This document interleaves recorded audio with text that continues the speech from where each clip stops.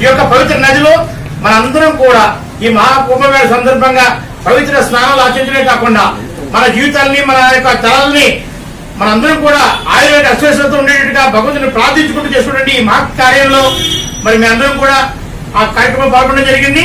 మరి వెళ్ళిన తర్వాత అక్కడ ఉండే జల సముద్రాన్ని చూసిన తర్వాత అక్కడ ఉన్నటువంటి పరిస్థితి చూసిన తర్వాత అంత చక్కటి ఏర్పాట్లు చేసినా కూడా చాలా మంది వేల మంది కోట్లు అంటే దాదాపుగా 50 కోట్ల మంది జనాభా వచ్చారని మరి చరిత్ర చేస్తున్నటువంటి లక్షలాది మందిని ఆ మహాసముద్రం చూసిన తర్వాత మరి ఇక్కడి నుంచి రాలేనటువంటి వ్యక్తులు చాలా మంది ఉన్నారు.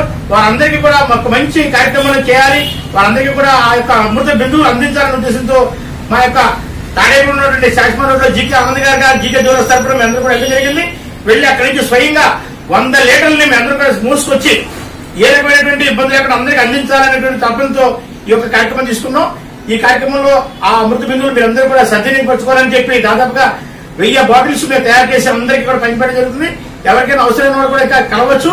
దాదాపుగా మీ అందరూ కాకుండా ఎక్కడైనా ఉన్న వాళ్ళందరూ తీసుకొచ్చిన వాళ్ళు ఎవరైనా ఉంటే కూడా వారు కూడా ఈ కార్యక్రమాన్ని ఇలాగే మీ ఇళ్ల ద్వారా ఎక్కువ మందికి అందించమని కోరుకుంటూ ఈ యొక్క అవకాశం ఇచ్చిన మీ అందరికీ కూడా మరో ధన్యవాదాలు తెలుసుకున్నాం.